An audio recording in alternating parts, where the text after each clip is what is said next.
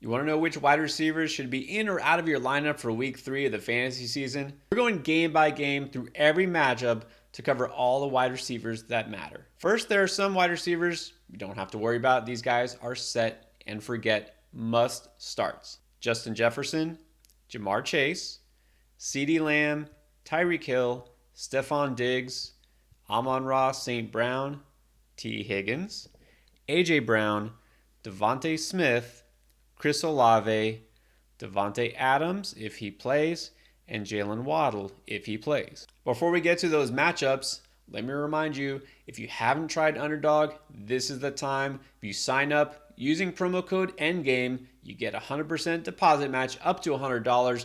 And like always, there are freebies. This week, you got a special on Daniel Jones after leading that comeback, going for over 300 yards in week 2. Well, this week, he just needs a yard. Just 1 yard, and you get that pick. Higher or lower, go higher on half a yard. Combine that Jones pick with any other pick to triple your money. You can go up to 5 picks, win 20 times your wager. So whatever you choose, but make sure you use promo code ENDGAME to get your deposit match. All right, let's start with the Giants at the Niners in that game. Giants found a way to win. Jones did something, but let's be real. When we talk about that wide receiver core for fantasy, is there a single guy that stands out or really has fantasy value? I mean, there's a few, but good luck guessing which one. I don't really want to have to start any of these guys. No, I mean, I wish there was a guy. That's the problem, is there's just too many choices, but nobody stands out. I can't really recommend any of them. On the 49ers side, a little different. You got Brandon Ayuk, monster week 1, not so much in week 2. What do you expect in week 3? I mean, Brandon Ayuk's one of those guys. I mean, unless you have really good options, you pretty much have to start him. He could have had a much bigger game last week. Purdy missed him on an easy touchdown. You got Ayuk, you're starting him. Yeah, Ayuk always a solid start. Your receiver core has to be pretty deep to have him on your bench, but I'm starting him this week for sure. And then what about Debo? Hasn't quite smashed just yet. Is this the week? I mean, maybe, but Debo's another guy I feel like you just have to start him. He can go off on any given week. Unless your options are really good, you're starting Debo Samuel. Gonna agree. Debo, always a pretty strong start. I think nothing changes this week with that Giants defense. Falcons at the Lions. I really hope you didn't drop Drake London or sell low on him. Had a very nice week too. What does he do against the Lions?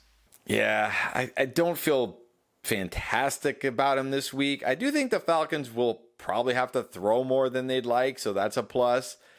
But on the road against the Lions defense has been looking pretty good, although I did see that Gardner Johnson may be out. Maybe that helps. But I still think in most cases you're starting Drake London. Looks like a solid start, like we expected.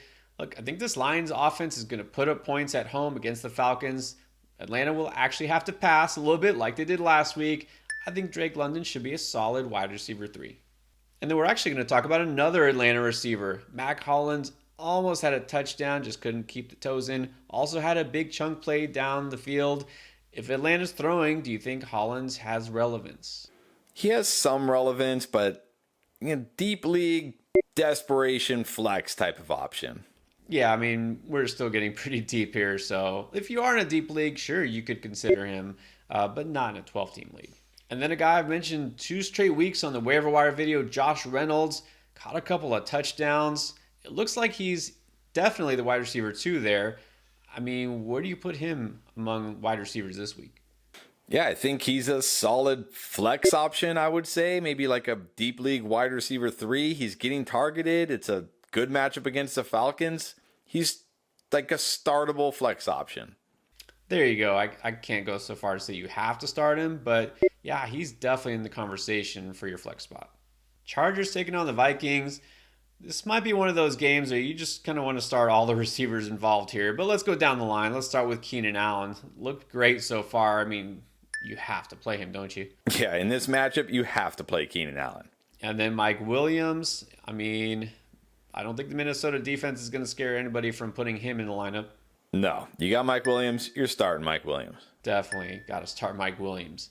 And then let's talk about Jordan Addison. I mean, not as clear cut here, but he did have a nice game last week against this Charger defense. How do you feel? I feel great. I think Jordan Addison, a high upside wide receiver 3 this week. Like, if you got really good options, sure, you can bench him, but a lot of times you're going to want to start him.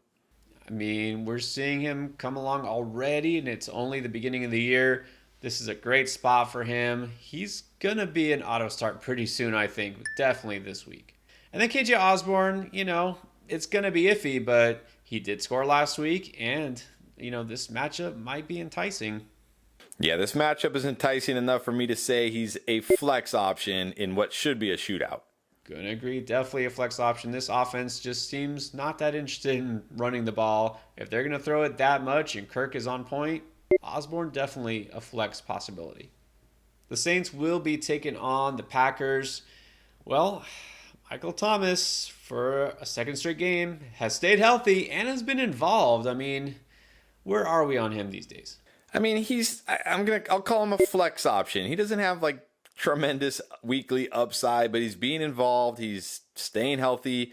Packers have a very good secondary. Maybe Jair Alexander pays too much attention to Chris Olave and Michael Thomas is open, but nothing more than a flex option for me. Yeah, I mean, the truthers will say, look, told you he was worth drafting, but we're not seeing vintage MTs, not putting up 100-plus yard games and touchdowns and all this. So, look, he's fine. He's startable. That's about it. And then Rashid Shaheed, let down a little bit in week 2, but he always has that boom potential. What do you think he'll do this week? Yeah, he's got the boom potential, but this doesn't feel like a boom game. I think this week you need to sit him. Gonna agree. Packers, pretty good pass defense. I mean, you never know, but there's gonna be some better options among the players we're going to talk about here. A lot of Packers receivers worth talking about, but let's first start with Christian Watson, who has yet to play this season. If this is the week he debuts, what do you do? I think you have to start him. You can't love the matchup against the Saints, but, I mean, look, we've had Romeo Doubs caught 2 touchdowns. Jaden Reed caught 2 touchdowns. Jordan Love looks pretty good. I think if Christian Watson finally plays, you're starting him. Yeah, we'll say if they say he's going to be eased into it, this is what they did Romeo Doubs in week 1, right? But, well, then Romeo Doubs went out and caught 2 touchdowns. I mean, unless we know he's really going to be limited in terms of snaps, if he's playing, you pretty much have to play him. And then what about Romeo Doubs? Was a little quieter in week 2. Still got some upside in this offense, though. Yeah, but if Christian Watson is back with Jaden Reed kind of emerging, it's kind of hurting him a little bit. If Watson's out again, I think he's like a flex option. But if Watson's back with Reed, desperation start only. Yeah, it's interesting. This is not what we thought we were going to get from the Packers wide receiver room. Is too many good options, too many mouths to feed there. Yeah, if Watson is back, Doubs is kind of just a flex if you need only. Could always score, but you can't count on it. And then there's Jaden Reed, who looked really good. He was a guy who stepped up last week against the Falcons. But the same question remains. How high can you be on him? I mean, you can't be super high. You can't be chasing 2 touchdowns like he had last week. I mean, I think the one positive here is he plays out of the slot, so his role should be okay. He won't draw the tougher coverage, but it's still a really good Saints defense. I think I have to sit Jaden Reed this week. And that's it. I haven't really talked too much about the matchup yet. Saints do have a good pass defense, so you can't love any of these players. So Reed, flex, but only in deeper leagues. Texans at the Jaguars. Look, Houston, here's another situation in offense where we really didn't think we would have several receivers who are fantasy relevant. Nico Collins, look, might be the legit breakout receiver, aside from Puka, of course, of the season. So is Nico now in must-start territory? I don't know if he's quite in must-start, but he's one of these guys where unless you have really good options, you're going to want him in your lineup. So he's a solid start once again this week. Until further notice, until the Texans stop passing the ball so much, which I'm not sure it'll happen with that defense, I got Nico Collins. I'm finding a way to start him. And then there's the rookie Tank Dell, maybe ready to break out as well. Had 7 catches in week 2. We know they talked about him all preseason, having that connection with CJ Stroud. Is he startable? Startable, I think, is the perfect word. He's a semi-upside flex play for me. I will say I think it has to be a full PPR league because he's a guy who, he's got speed. Obviously, he could take it to the house, but he's going to depend on that target volume a little more. So he's startable in a PPR league. And then didn't think we'd be talking about Robert Woods, but he's also getting a ton of targets, catches, good yardage too. I mean, also a flex possibility. Yes, he feels like a more of a floor flex play for me. That's a good point. Maybe not for ceiling. But look, they might have to pass a lot against the Jags. All three of these Texans receivers are possible flex plays. And then Calvin Ridley, just when he looked like he was going to be a clear-cut wide receiver one after week one, really did nothing in week two in what should have been a smash spot. This also looks like a smash spot. Is Ridley an auto start? Yeah, I'm starting him this week. This is another great spot, kind of like week one was. I think you got Ridley, you're starting him. Yeah, look, every great player has down games. You know, Jaguars might be a little hard to predict, but I'm not questioning it. I really am starting him. Christian Kirk is a different story. I mean, this is the same story we saw last year, right? Up and down, up and down. Which Kirk do we get this week? This could be an up week for Kirk. The matchup is there. I think when you have these type of matchups with Christian Kirk, I'm not saying he's a must start. There's plenty of receivers I would start over him, but if you don't have better options, he's got tons of upside. The matchup shouldn't scare you. I think he's a solid start. I mean, it's hard to say you have to start him, but I mean, to me, I almost think he's a can't sit guy this week. I can't keep the possibility of 20 plus points, maybe more on the bench, and this could be a matchup where he thrives again. So, man, it would be really hard for me to not start Christian Kirk. And then let's talk about Zay Jones, another guy kind of hard to get a read on. What do you feel about him? I mean, after a goose egg in week two, you can't feel good, but it's a good matchup. I guess a flex start. Yeah, it really depends on who your other choices are at receiver. He can be played. I mean, obviously going against the Texans defense, but I'm not feeling as confident about him, so you could flex him. Denver going to Miami. Well, Jerry Jeudy came back in week two and didn't do a whole lot. Does he do something this week? I mean, maybe. It should be kind of a shootout, I guess, as much as a Denver game can be a shootout, I suppose. Miami might force him to throw more. Not too scared of the Miami defense. I think Jeudy is like a solid wide receiver 3 type. I feel like this is going to be the most frustrating offense to predict this year. I mean, from what we saw from week 1 to week 2 in that passing game, look, if Jeudy does get some deep shots, if he gets a bigger target share, sure, he's viable, but it's going to be so hard to predict. So I guess, to me, he's just a flex candidate. Cortland Sutton, I guess I'm going to just kind of say the same thing. Don't know which version we're going to get. He does have some upside, but also a low floor. So to me, it's like flex if you need. Agree. Flex him if you need him. That's it. And then now we got to talk about Marvin Mims because, well, he only caught 2 passes, but went for 113 yards and a touchdown with those 2 catches. So, I mean, you take a chance on him? No. You want to put him on your bench? Fine. See what he does, but you can't bank on 2 huge plays like that every week. Not starting him this week. Yeah, he's always going to be kind of one of those bye-week fillers, injury replacements, but not a guy you can really roll out with confidence, at least just yet.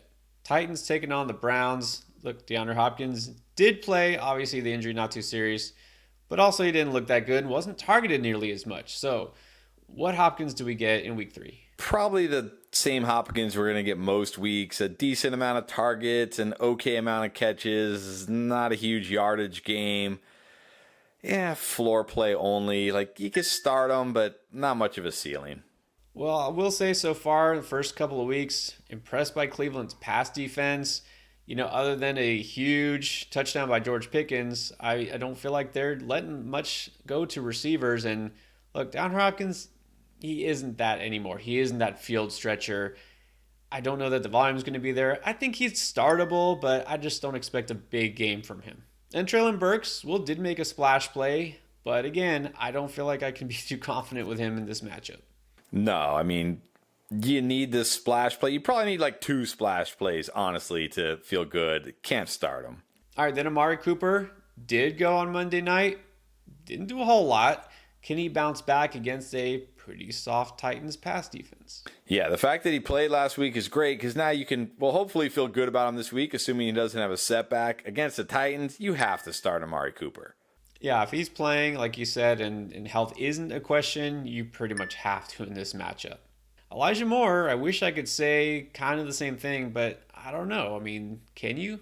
I mean, you can. It's a great matchup, but I don't feel like you have to. I'm going to say a flex play.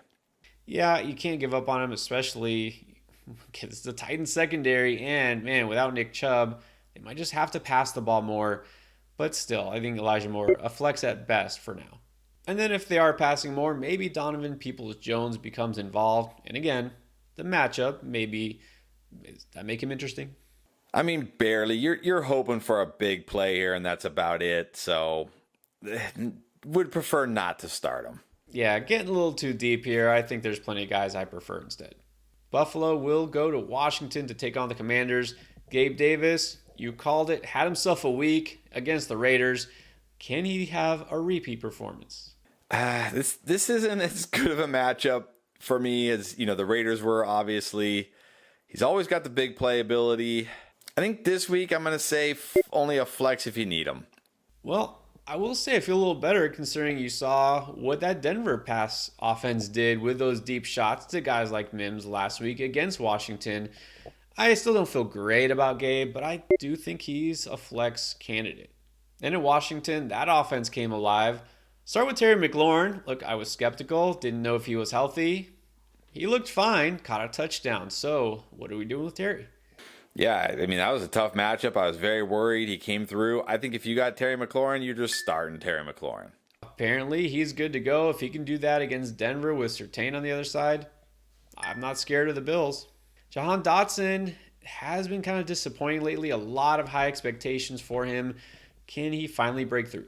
Maybe, but this doesn't feel like the week. Flex option only.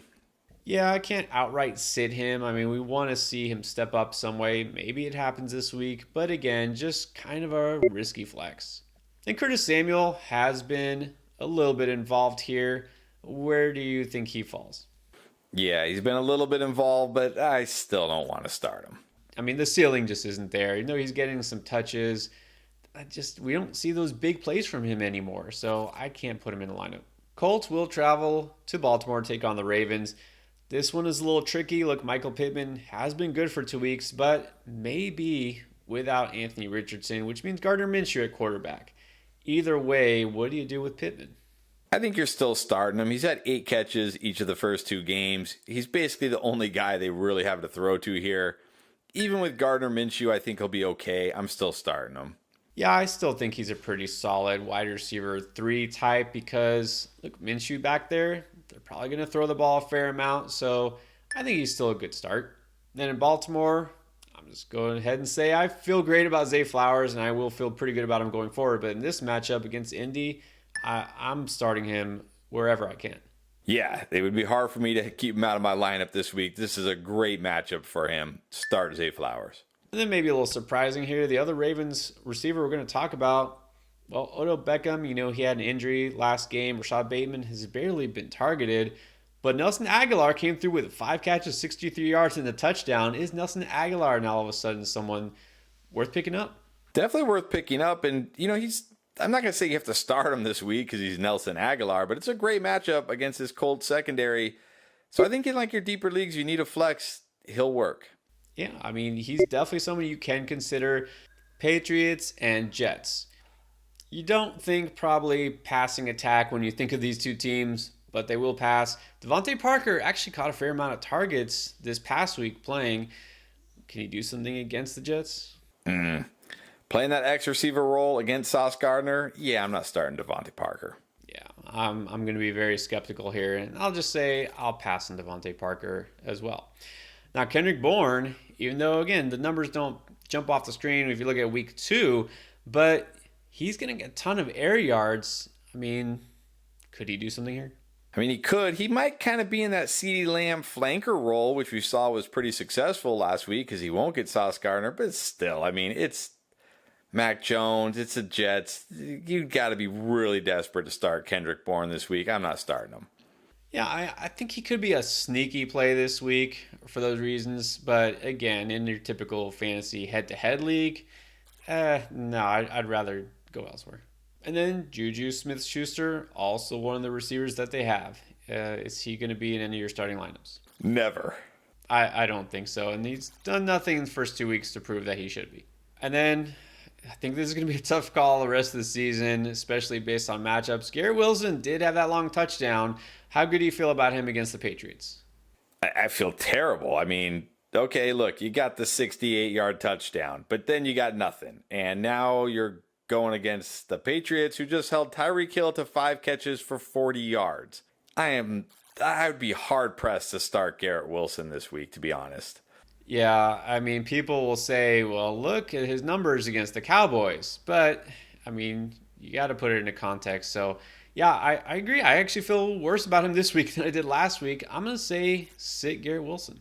Panthers taking on the Seahawks. I mean, first inclination here is just say sit all the Panthers receivers. But, hey, Adam Thielen put up some yards and caught a touchdown this past week. So, does he interest you? No, still doesn't interest me. I mean, the only thing that this game did is means I have to talk about Adam Thielen longer. Like, start him this week if you want to, but good luck. Yeah, I mean, that score did come in garbage time. This passing offense looks pretty anemic. So, sit Adam Thielen if possible. DJ Chark, I mean, look, he did nothing, but maybe he's just not back to full health. You think if he's 100% next week, he can do something? I mean, if he's 100%, which I don't think he's close to, so I'm not starting DJ Chark. Nah, I might stash him in a deep league, but I can't start him. Jonathan Mingo got 9 targets. Didn't result in a lot of catches or yardage, though.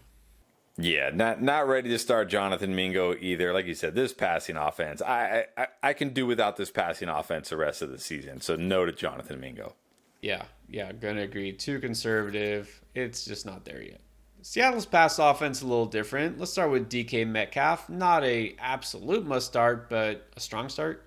Yeah, I think DK Metcalf pretty much every week you're gonna start him. Yeah, DK Metcalf, a guy again you just don't want on your bench, so you probably are starting him. Tyler Lockett. Well, need I say more? Last week said you don't want to sit him. Caught 2 touchdowns. You have to start him here too, don't you? Yeah, you don't really want to sit Tyler Lockett if you don't have to. And what about the first round pick, Jackson Smith in Jigma? Does he do a little bit more this week? I mean, maybe, but is it enough to be in fantasy lineups? Not yet. Maybe as the season goes on, but not yet. Yeah, we've been saying looks like it's not time yet. I mean, he's getting looks, but just such a low depth of target. Nah, you can't start him. Bears at the Chiefs. DJ Moore did come back and have a nice week too, if nothing else went right for the Bears. I mean, against the Chiefs, it looks pretty tempting to keep him in your lineup.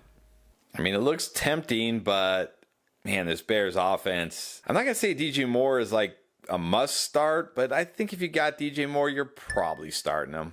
Yeah, I don't feel great. The Chiefs tend to give up points to receivers. I don't feel a smash week from DJ Moore, to be honest, but I do still think he's startable. Now, what about Sky Moore? Did nothing in week 1, and then came back and led the team 70 yards and a touchdown in week 2. Which Sky Moore are we going to get? Probably somebody in between. I mean, he still only had 4 targets and 3 catches last week. Yeah, I still can't really put him in my lineup. Desperation flex only.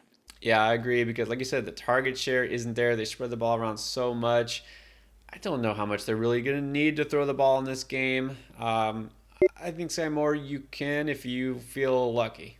And then Kadarius Toney. How lucky do you feel with him? Not lucky enough to start him. Nah, I'm never going to go there. Sorry. No Toney for me. Cowboys at the Cardinals. Brandon Cooks missed week 2. If he does come back this week, do you flex him? I mean, I think you got to consider him. It's the Cardinals. It's not a terrible matchup. But yeah, like you said, I mean, flex only. Yeah, I mean, he hadn't done much yet. Cowboys really haven't had to pass the ball much. Don't know how much they will this game, but I think Cooks is still interesting. I'm not out on him, so if he's your best option, why not? What about Hollywood Brown? Maybe this Cardinals offense isn't going to be as bad as we think, but it's the Cowboys. Yeah, it's the Cowboys. It's still not a great offense. Not starting Hollywood Brown this week. Yeah, I mean, risky flex, but very risky this week. So I'm not completely out on him, but I prefer to go somewhere else. What about Rondale Moore?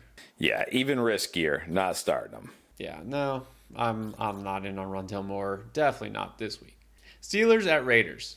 Say what you want about Pittsburgh offense. George Pickens is still the guy there, pretty clearly. Is he a guy you just kind of have to keep in your lineup? I mean, this week, yes. Look, last week I said start Gabe Davis against the Raiders. Why wouldn't you start George Pickens against the Raiders? You got to start him this week. Definitely have to start him. I don't feel that way about Allen Robinson. I don't know. Something about it just tells me I don't have to put him in any fantasy lineups. No, even in a good matchup, I'm not starting Allen Robinson. And then Calvin Austin looks still kind of interesting to me, but this whole offense has to show me more. Even against the Raiders, you can't consider him. No, not starting Calvin Austin. And then for Raiders, hopefully Devontae Adams is fine. He's playing. Jacoby Myers missed last week. Hopefully he's good to go. If he is, do you put him right in your lineup? Yeah, I'm not going to say like he's a must start. I'm not going to try to force him into my lineup, but I think he's a solid like wide receiver 3 type of start this week. Look, if he's in there, I really feel good about his chances for another big game. So, I mean, I'm not going to necessarily replace one of my studs with him, but yeah, you're looking for a flex with upside. It's Myers. Philly taking on Tampa Bay. Mike Evans, I mean, I guess reports of his demise greatly exaggerated. He's been a beast for 2 weeks. Does he do it again? I think he does. I mean, you look at this Philly defense, you think, ooh, good defense, but they haven't been very good against the pass. They've been pretty awful against the pass, actually. I think you got to roll with him again this week. Yeah, I mean, how can you not put him in your lineup at this point? No questions asked. Keep going with Evans because obviously he's Baker's guy. Chris Godwin, not so much. I mean, he hasn't been terrible, but he's obviously way behind Mike Evans in terms of priority for Baker Mayfield. So where does he land? Just a floor flex play in a good matchup. I agree, startable, but it's just not as exciting anymore. And then Monday night, the Rams will take on the Bengals. Got a team with 2 stud receivers, and then you also have the Bengals receivers. But seriously, Puka Nacua, I mean, honestly, can we even think, this is not a question, you can't bench Puka. No, you cannot bench him at this point. You have to have him in your lineup. I won't go that far with Tutu Atwell, but 2 straight weeks, he's put up big numbers again. I mean, how high is he as far as the wide receiver rankings go? Yeah, I don't think people have realized it because of all the Puka mania, but Tutu Atwell's been pretty good too, and this Rams offense is throwing like just an insane amount.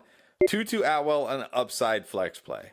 Yeah, definitely high upside. I mean, they're going to probably have to throw the ball again a lot this week, so Tutu Atwell is strong flex. And then in case you were wondering, yes, you missed it in the beginning, Jamar Chase is still a must start, as is T. Higgins. Those are all the wide receivers that might matter for fantasy in week 3.